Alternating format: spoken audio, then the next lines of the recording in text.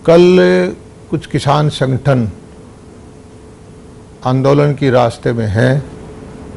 हमारी उन सब नेताओं से प्रार्थना है कि ये जो टाइम है आंदोलन का नहीं है, मिलजुल करके किसान हितैषी फैसले लेने का वक्त है।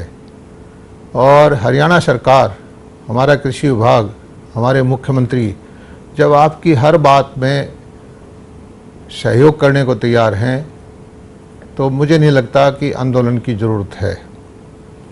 कल भी जो किसान संगठन थे उनके प्रमुख नेताओं से हमारे उच्च अधिकारियों ने बातचीत की और उनके सामने स्पष्ट किया कि अभी जो 3 अध्यादेश आए हैं इससे किसान हित को किसी भी तरह का नुकसान नहीं होना है। एमएसपी रहेगी, एमएसपी पे परचेज रहेगी, मंडियां रहेंगी, मंडियों में खरीद पहले से भी ज़्यादा अच्छी होगी।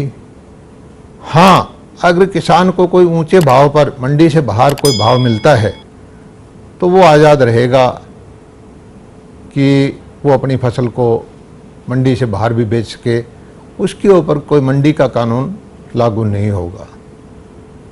एक विषय यह था कि कुछ किसान हैं, वो मंडी के आड़ती भी हैं, उन्होंने बहुत पूंजी लगा के दुकानें बनाई हैं कि मंडी का व्यापार प्रभावित ना हो जाए। इस बारे में भी हम चिंतित हैं और हमारे मुख्यमंत्री जी ने निर्देश दिया हुआ है कि ऐसी नीति बनाई जाए कि मंडियों का व्यापार किसी भी तरह से इन अध्यादेश की वजह से कम ना हो। चाहे हम इन मंडियों में कुछ और अलग से कारोबार करने की छूट दें, लेकिन हम अरबों करोड़ रुपए की लागत से जो मंडियां विकसित की हैं, जो इंफ्रास्ट्रक्चर हमने बनाया है, इसको बेकार नहीं जाने देंगे और मंडी के अंदर जो भी व्यापारी भाई आया है उसको किसी भी तरह का घाटा भी नहीं होने देंगे। ये दुष्प्रचार किया जा रहा है कि मंडियां खत्म हो जाएंगी, जबकि है इससे बिल्कुल उल्टा। हम तो 3-4 हज़ार करोड़ रुपए की लागत से अगले महीने ही टेंडर करके गन्नौर में एशिया की सबसे बड़ी मंडी बनाने जा रहे हैं। पिंजौर में एप्पल की मार्केट बनाने जा रहे हैं। सोनीपत में मसाला की मार्केट बनाने जा रहे हैं। गुड़गांव के अंदर फूलों की मार्केट बनाने जा रहे हैं। मंडियां खत्म करने का कोई सोच भी नहीं सकते, जबकि हम इतनी पूंजी जब है अपनी नई मंडियों में इन्वेस्ट कर रहे हैं तो वो हरियाणा के अंदर मंडियां बहुत ज़्यादा मजबूत होंगी। किसान को किसी भी तरह से चिंता करने की जरूरत नहीं है। हरियाणा सरकार किसान हितैषी कोई भी फैसला लेने से पीछे नहीं हटेगी। पहले भी पिछली सरकारों में, हमारी सरकार में आप देख लीजिए, मुआवजे का पैसा फसल बीमा का सबसे ज़्यादा हमने दिया है, खराबे का पैसा सबसे ज़्यादा हमने दिया है, ड्रिप इरिगेशन पे सब्सिडी हमने दी है, किसान को बिजली जो है 5 साल से 6 साल से हम एक स्टेबल रेट पे देते रहे हैं, बिजली के घंटे हमने बढ़ाए हैं, मंडियों में प्रोक्योरमेंट की हमने व्यवस्था अच्छी की है। कोरोना के संकट के काल में भी हम किसानों की सारी गेहूं की, सरसों की परचेज करने में कामयाब रहे हैं। इस बार भी धान की परचेज 6 दिन पहले शुरू कर रहे हैं। 1 अक्टूबर की बजाय हमने 25 तारीख को परचेज शुरू करने का फैसला लिया है। बाजरा की परचेज भी हम पहले की तरह से करेंगे और एमएसपी पे चाहे सूरजमुखी है, चना है, सरसों है और प्रदेशों से कहीं बेहतर हम परचेज करते हैं। किसान को सीधा पैसा देने की कोशिश करते हैं,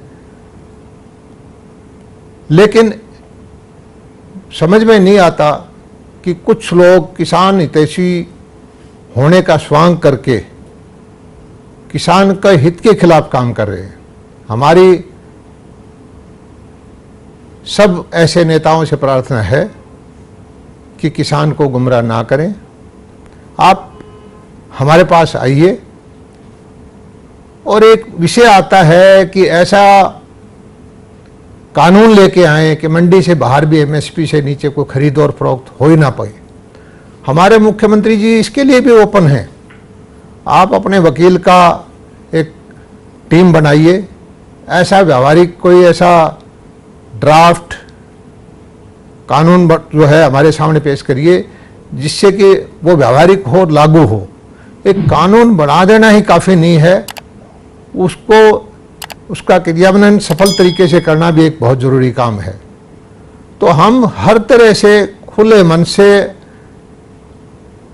जो भी किसान हितैषी संगठन है, चाहे उसमें किसान हैं, पॉलिटिकल पार्टी दूसरियों के नेता हैं या किसी चुने हुए प्रतिनिधि हैं, सबसे प्रार्थना करते हैं कि किसी भी तरह का सुझाव है जिससे हरियाणा के किसान का भला हो सकता है, वो हमारे पास लेके आइए।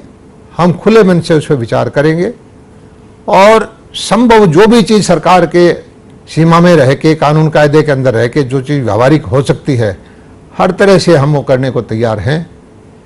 मेरी सभी जो कल का जो आह्वान किया हुआ है रैली का कुछ किसान संगठनों द्वारा, उनसे हाथ जोड़ के नम्र निवेदन है कि ये कोरोना का संकट है, पहले ही बहुत ज़्यादा ये बीमारी फैली हुई है। कृपा करके कुछ दिनों के लिए इस आंदोलन को स्थगित करें और अपने जो शंकाएं हैं वो हमारे पास टेबल पे बैठ के दूर करें। हर तरह की चीज़ जिससे किसान का भला हो सकता होगा, मनोहर लाल सरकार, हरियाणा सरकार उस चीज़ को मानने में कोताही नहीं बरतेगी।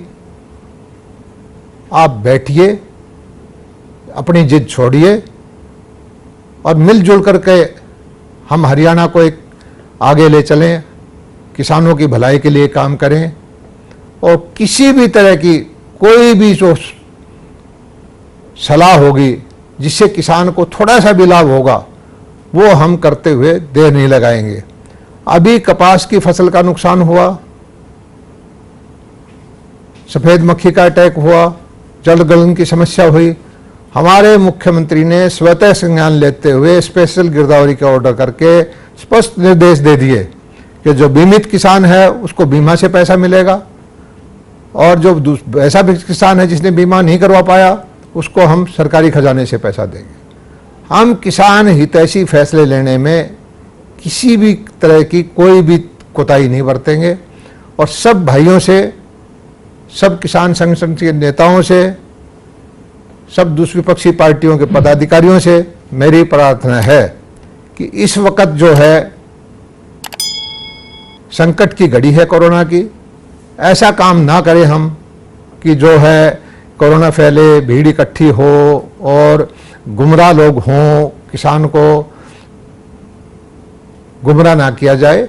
उसको जो उसका साफ चीज़ है, जो उसको लाभ होने वाला है, वो उसको हम बताने के लिए तैयार हैं और किसी भी तरह से उनको कोई नुकसान होता है तो उसकी रास्ता निकालने के लिए हरियाणा सरकार कृत संकल्प है। धन्यवाद।